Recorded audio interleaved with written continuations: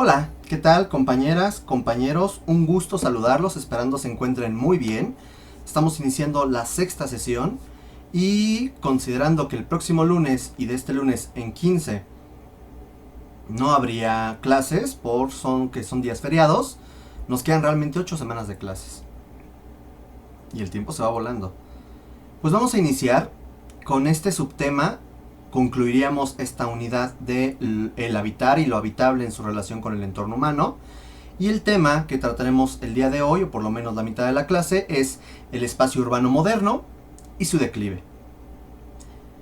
¿Qué pasa en este declive que de pronto se rompe con el paradigma, con el modelo que estableció o que buscó establecer el movimiento moderno? Aquí será oportuno señalar que, si se acuerdan, hace creo que 3 clases platicamos algo de la ciudad. Bueno, las últimas 2 sesiones hemos platicado sobre la ciudad durante la globalización, los cinturones de miseria, de pronto el cómo es habitar en un centro histórico, y esta enorme presión neoliberal, la globalización, etcétera. Bueno, pues ese es un tema antecedente un tanto para entender cómo, a pesar de que hoy en día existe una gran variedad de visiones multidisciplinarias para entender y estudiar la ciudad, como lo habíamos visto anteriormente, es justamente gracias al movimiento moderno donde surge este quiebre y que comienza esta inquietud multidisciplinaria por los temas urbanos y arquitectónicos. Pues vamos a iniciar. Primero quiero que vean ustedes esa imagen. Esa imagen es una representación gráfica de un postulado de la CIAM. CIAM es el Congreso Internacional de Arquitectura Moderna. Ahorita platicaremos de ella. Y tuvieron una carta llamada la Carta de Atenas. No confundir con otra carta, que es una carta de restauración, llamado la Carta de Atenas, que por así decirlo es la gran primera carta de restauración. Esa es otra cosa. La Carta de Atenas de la CIAM hablaba de cómo tendría que ser una ciudad en los tiempos modernos.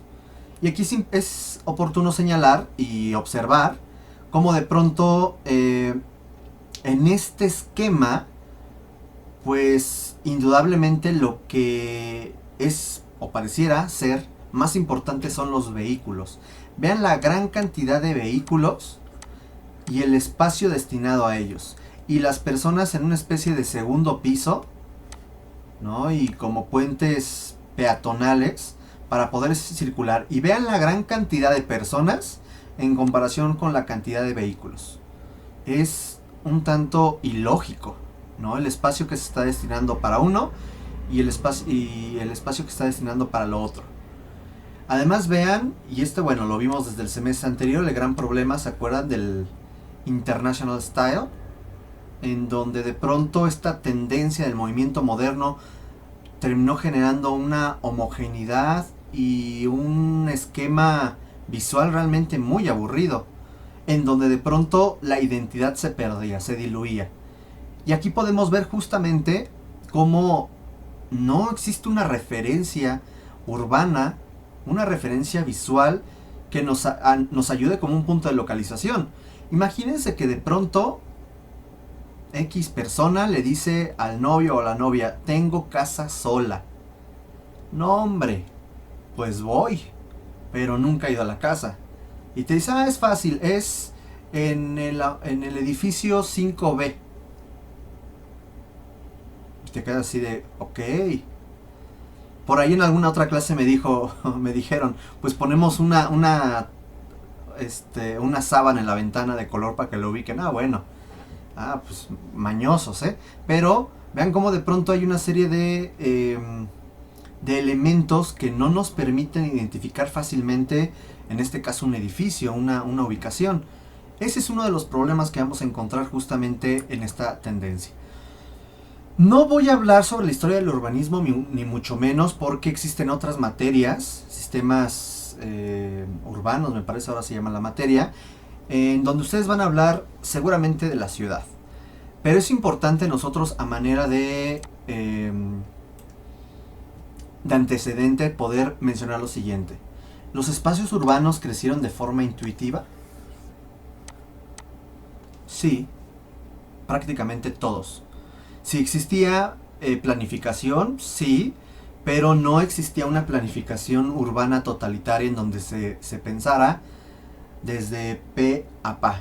Se pensaba por secciones. De hecho, la ciudad se puede entender que es un gran ente lleno de parches, lleno de diferentes estratos que reflejan el pensamiento, que reflejan grupos de poder, que refleja muchos elementos. Entonces la ciudad, si bien existían elementos de planificación, su totalidad giraba en torno a la intuición.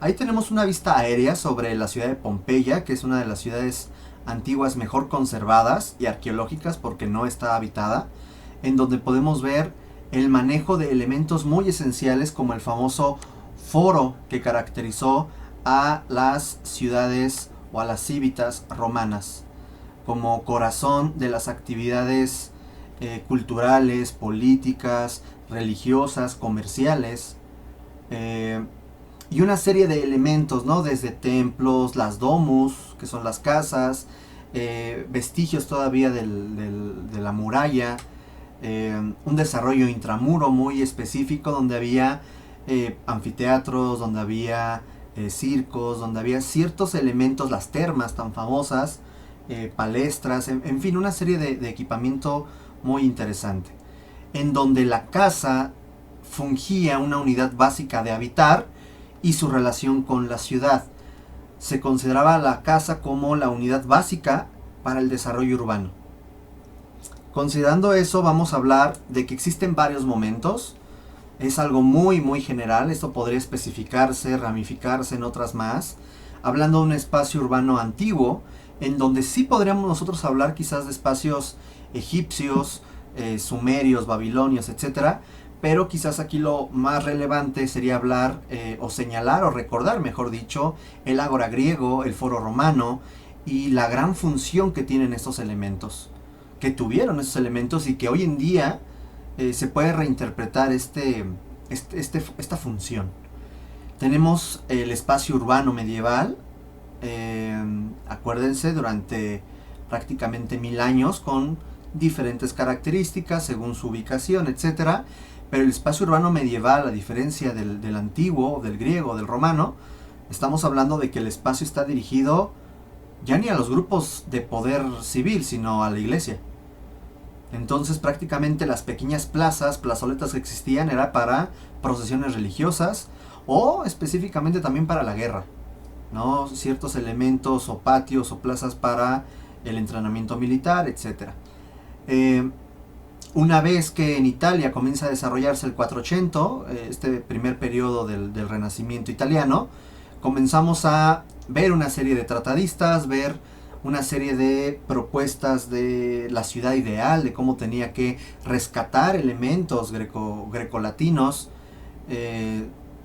sobre los esquemas de la traza, recordando que fue en Grecia con la traza hipodámica o endamero, esta idea de retícula y de organización de la ciudad, un esquema muy importante que influiría también en Roma, la Roma etrusca con las grandes vialidades que organizaban las calles. Todo esto se retoma de nuevo en el Renacimiento y que termina influenciando durante el siglo XVI y XVII a los demás países europeos y por lo tanto estos cánones también en los territorios americanos, portugueses y españoles.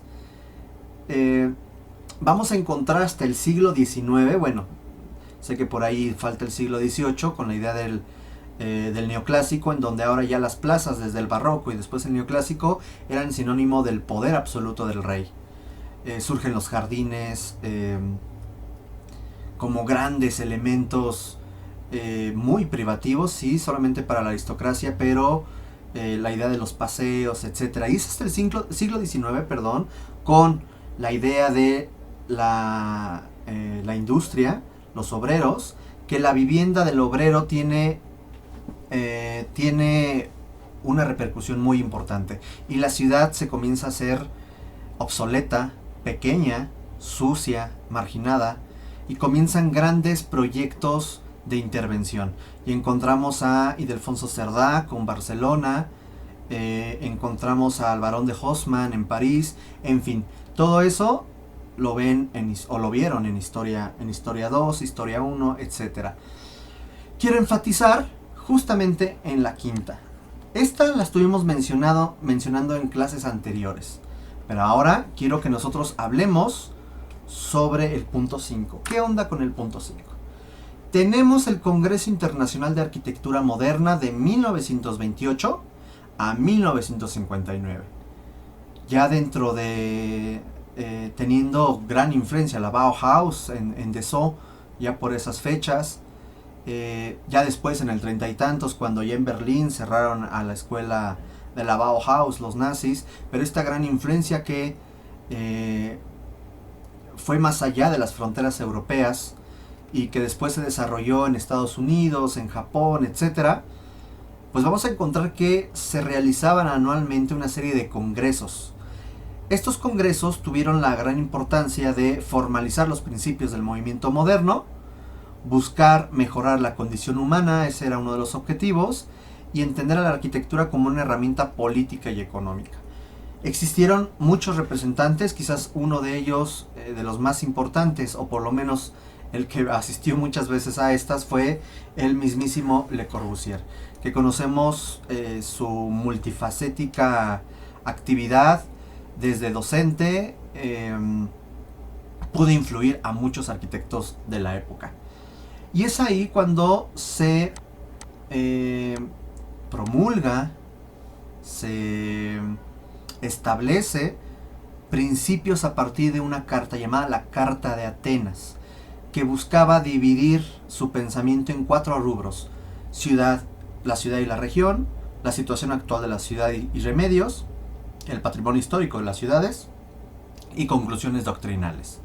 Y ahí es en donde nosotros encontramos el reflejo de este croquis. Aquí hay algunos de los puntos. Esta carta comenzó a desarrollarse en 1933, pero fue publicada 9 años después, sí, 1942, y pone varios puntos a discutir. Voy a leerlos de forma muy general. El primero nos dice que la ciudad no es más que una parte de un conjunto económico, social, político que constituye la región. Eso es algo importante para romper con esta arquitectura academicista, esta arquitectura en donde los aspectos decorativos, plásticos, formales, como reflejo de la burguesía, la aristocracia, se rompe y ahora busca ser el reflejo de otras cosas, de otros grupos. Entonces es algo muy importante. Nos señala la yuxtaposición de los valores psicológicos y fisiológicos ligados a la persona humana. Esto es importante porque ya desde aquí comienza a establecerse estos puntos. Nos señala la elección de las zonas de vivienda venga dictada por razones higiénicas, una influencia del siglo XIX y alemana. La distribución razonada de la densidad poblacional, eso es importante, porque el movimiento moderno pugnaba por esto, hacer rascacielos, en donde se densificara las manzanas y dejando una gran cantidad de áreas verdes y corredores entre estos edificios. Se busca alinear las viviendas, evitar alinear las viviendas a las vialidades principales. Por lo tanto, los jardines y las plazas se vuelven algo importante. Sin embargo, uno de los principales problemas fue la interacción, la cohesión social, ya que debido a que se avecindaron en grandes torres, era muy difícil que a veces la gente de hasta arriba conviviera con los de en medio o con los de abajo. Y la gente que estaba afuera, muchas veces era gente que no conocía uno a los otros, debido a la gran cantidad de población, de densificación en una de estas torres. Si hoy vamos a Tlatelolco, podemos ver que en Tlatelolco pasa eso. Los espacios abiertos prácticamente son utilizados por personas ajenas a Tlatelolco. Y ese fue uno de los principales problemas, que separó, que no generó cohesión. Buscaba construir con las técnicas del momento, que los valores arquitectónicos fueran salvaguardados, los edificios o conjuntos de interés patrimonial.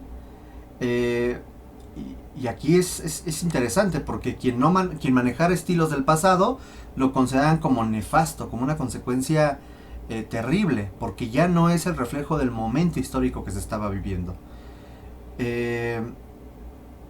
Entonces vamos a encontrar, como en el caso aquí de Mario Pani, que fue influenciado por las ideas de Le Corbusier, donde encontramos este tipo de desarrollos. Tlatelolco, el conjunto Miguel Alemán, que siguen este tipo de patrones, y que encontramos también estas problemáticas que terminarían de pronto afectando ciertos elementos sociales.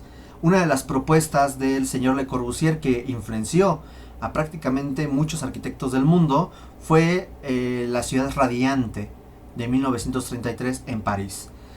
Este es el río Sena y esta es la Ile de la Cité, en donde encontramos nosotros a Notre Dame. Aquí se encuentra Notre Dame, en donde podemos ver cómo toda la parte norte,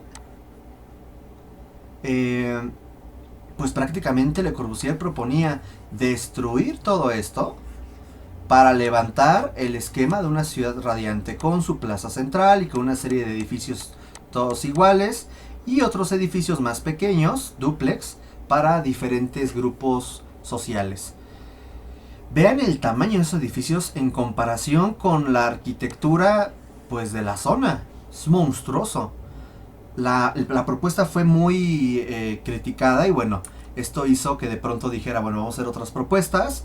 Y vean, de pronto era como formar tarjeta, sí, ¿cómo se llaman? Estas de las computadoras, tarjetas madres. Vean, ¿no? Sí hay un esquema de composición muy interesante, muy estricto, muy ortodoxo.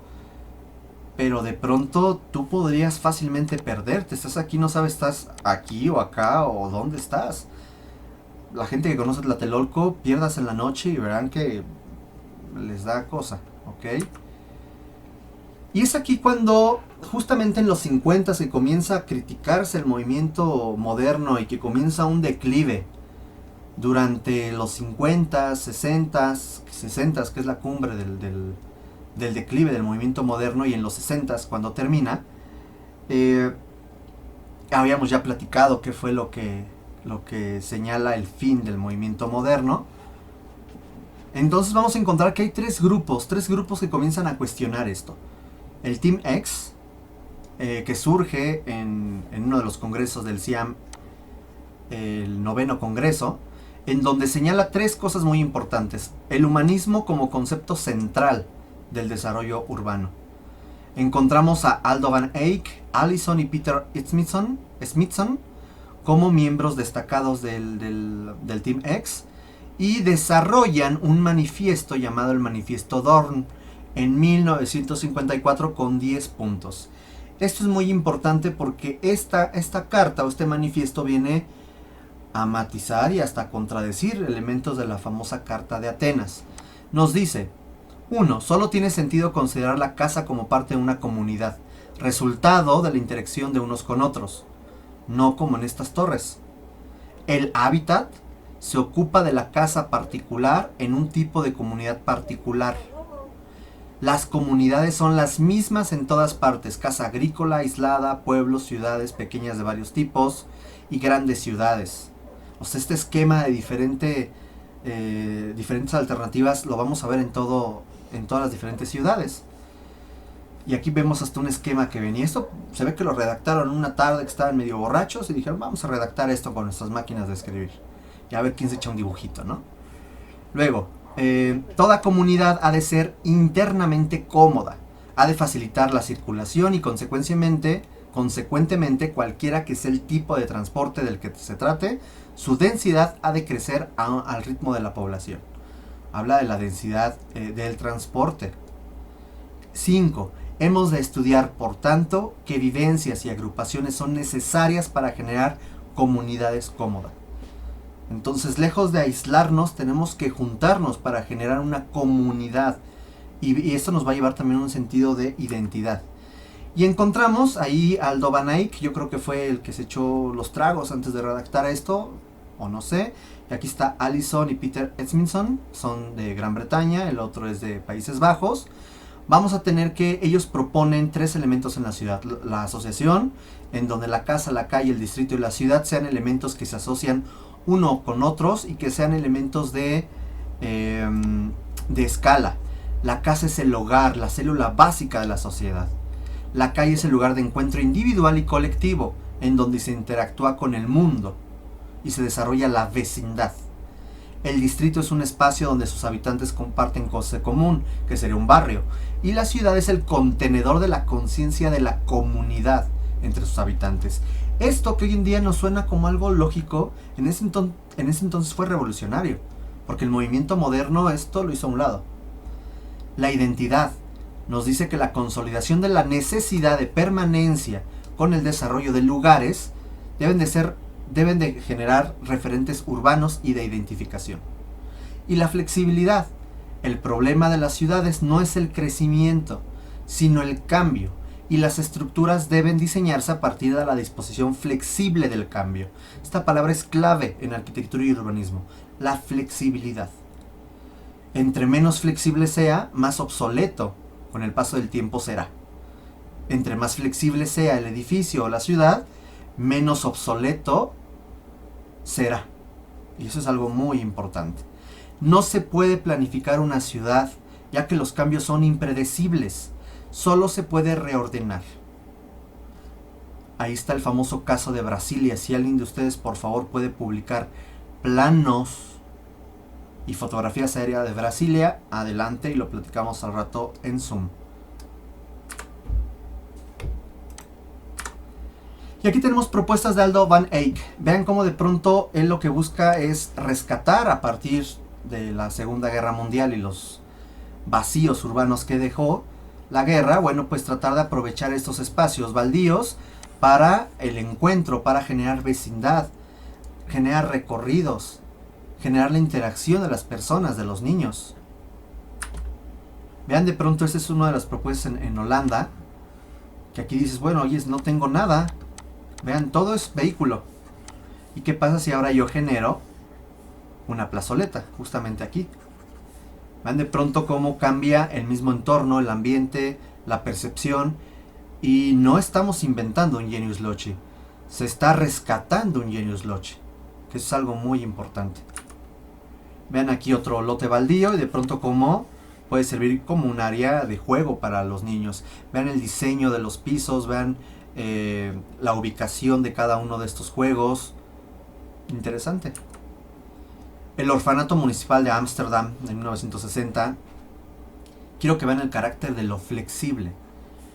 Si este edificio lo requiere, pues se puede ampliar. O sea, podría reducirse, que esa no es la idea, ¿no? Pero vean cómo de pronto con esta disposición estructural funcional, si se requiere, podría ampliarse. O hasta reducirse. Que es una propuesta que de pronto se vuelve interesante. La pareja de los Smithson propusieron este proyecto en Londres, el cual nunca se logró construir, de 1952. Pero vean cómo de pronto era una alternativa a las posibles soluciones urbanas que planteaba el movimiento moderno. A manera de esquemas un tanto como neuronales, proponía edificios de menor densidad, pero sí aún con esta idea densa, y proponer elementos que rompieran con lo mismo, generando elementos o referencias urbanas, hitos, mojones, como les quieren ustedes llamar, y bueno, pues generaba estos pasillos en donde además la gente por su amplitud pudiera pues conocerse, saludarse, convivir y comenzar a generar la vivienda. Vean cómo de pronto querían poner personitas por todos lados. Son esquemas que de pronto comenzaron a generarse, a proponerse desde los esquemas constructivos funcionales. Vean qué interesante cómo juegan con dobles alturas, juegan con tapancos, juegan con los accesos de ventilación e iluminación cenital. Y juega con una serie de diferentes alternativas o de habitaciones. No hay una sola habitación, son diferentes tipos de. Vamos a encontrar un grupo llamado Archigram de 1960 a 1974, que lo que buscaba era proponer diferentes tipos de ciudades. Si bien las propuestas en un principio eran o más bien siempre fueron propuestas utópicas, futuristas, conocidas también como antidiseños porque rompían con los cánones establecidos del diseño urbano y arquitectónico, y más del movimiento moderno, los preceptos.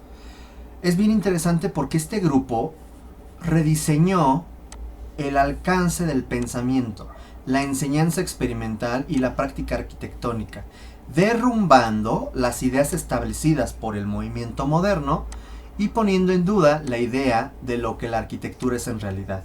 Entonces propuso una serie de elementos que de pronto dijeron, esto está interesante, esto puede romper con lo que nosotros tenemos establecido, y si bien no lo vamos a hacer, sí nos da pauta para nosotros buscar nuevas alternativas de ciudad. Y eso es algo muy importante de este grupo de Archigram.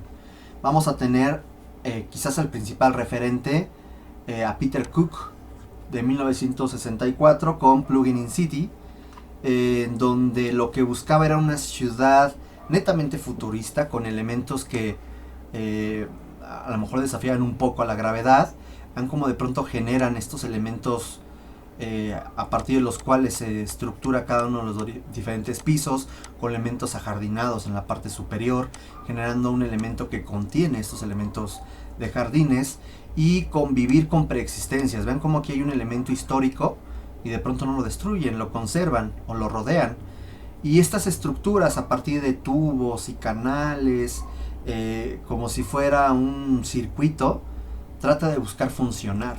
Y tenemos diferentes escalas, diferentes usos, diferentes tamaños, diferentes ubicaciones, y eso vuelve a esta propuesta interesante como un punto de experimentación.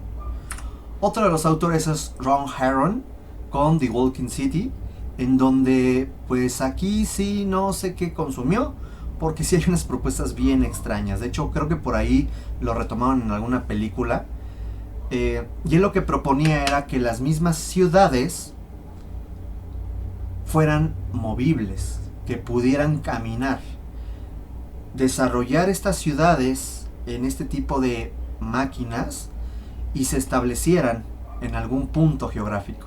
Y una vez que ya no existiera el interés de su gente por estar en ese sitio, simplemente esta máquina se levantara y comenzara a caminar, pum, pum, pum, pum, pum, buscando otro entorno.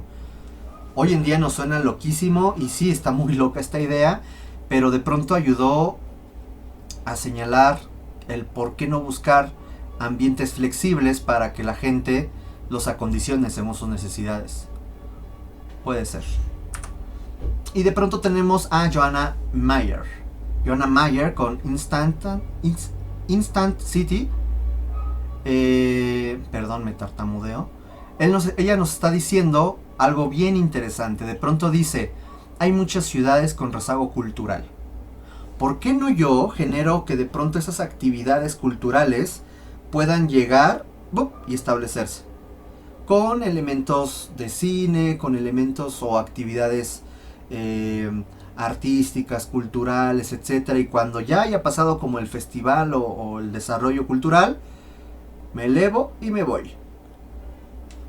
También suena loquísimo, pero está interesante porque hoy en día podríamos entender estos pabellones o elementos culturales o arquitectura efímera, que llega, se pone, se instala 15 días y vámonos. Y esos elementos los vuelven a desarmar y se los llevan y los vuelven a armar en otro lado. No estaba tan mal Joanna Mayer. Y finalmente, para concluir con estos elementos estos movimientos que rompieron con lo establecido por el movimiento moderno, encontramos al International Situacionista de 1957 al 72. Resulta que ellos, hay muchos representantes, muchos de ellos no eran ni arquitectos ni urbanistas, son cineastas, artistas plásticos, y uno de ellos, el más importante por así decirlo, es Guy Debord. Aquí está, que era un cineasta, y él fue uno de los principales referentes. Nos dice que hay que buscar una situación construida, y esta situación construida es un momento de la vida construido concreta y deliberadamente para la organización colectiva de un ambiente unitario y de un juego de acontecimientos. ¿A qué se refiere esto? Vamos a darle un gran peso a las situaciones específicas que se dan en la ciudad y cómo se relaciona con cada uno de nosotros. Y esto tiene que ver mucho con elementos como las emociones, las experiencias. El internacional situacionista busca combatir al sistema opresivo ideológico del capitalismo mediante diferentes tipos de actividades culturales, como el détournement, que es cuando de pronto tú un objeto que todo mundo conoce lo descontextualizas, como esto que estamos viendo aquí, ¿no? De pronto como ponen la bandera de Inglaterra a la reina inglesa y censuran, hablando de su gobierno como ha censurado. O la bandera de Estados Unidos y en lugar de cada estrellita son marcas de transnacionales. Vean cómo una imagen va a decir mucho y tiene que ver mucho con esta idea de la tendencia situacionista. La recuperación, que habla de pronto como un elemento de lucha, termina siendo asimilado por el sistema y quizás se vuelva un elemento referente, y el Che Guevara es algo de ello. De pronto algo que estaba en contra de, pues termina siendo parte del marketing. Aquí lo que nos interesa son estas dos, la deriva y la psicogeografía. Ya en breve concluyo. La deriva se refiere a tomar una caminata sin objetivo específico en una ciudad, generar una reflexión a las formas de ver y experimentar la vida urbana, seguir las emociones y mirar las situaciones. Es deambular por las calles, caminar sin un sentido o un destino aparente e ir registrando todas las situaciones que se van dando en la ciudad. Que aquí vi esto, que aquí pasó esto, que aquí huele a esto, que aquí sentí esto, y comienza a registrar una serie de percepciones. Entonces la ciudad, ya no hablamos de un diseño de la ciudad o de una secuencia espacial, hablamos de cómo hay una serie de secuencias, de vivencias o de secuencias de emociones, a eso me referiría. Y se vuelve algo bien interesante. Hay otro término que a veces es empleado para referirnos a la deriva, que se llama el flâneur, que se refiere al observador urbano. Entonces, esta es una de las técnicas que por lo general se mezcla con la psicogeografía. La psicogeografía busca enfatizar los efectos y las formas del ambiente geográfico y urbano en las emociones y el comportamiento de las personas, evidenciando sus vivencias y perspectivas partiendo de la memoria y los imaginarios. Eso es lo que se intentó hacer con el ejercicio que entregaron ustedes de los imaginarios urbanos, en donde mediante una deriva, que yo sé que es muy difícil porque no pudimos ir al sitio, ustedes fueran reflejando o recordando en este caso situaciones. Y estas situaciones, más que hitos, estas situaciones las fueran reflejando en una especie de mapa. Por lo tanto, el mapa reflejaría situaciones, emociones, vivencias, comportamientos sociales, perspectivas, percepciones específicas, y sería el reflejo de la memoria y los imaginarios. Evidentemente esto es un esquema muy artístico, justamente por los representantes de esta tendencia.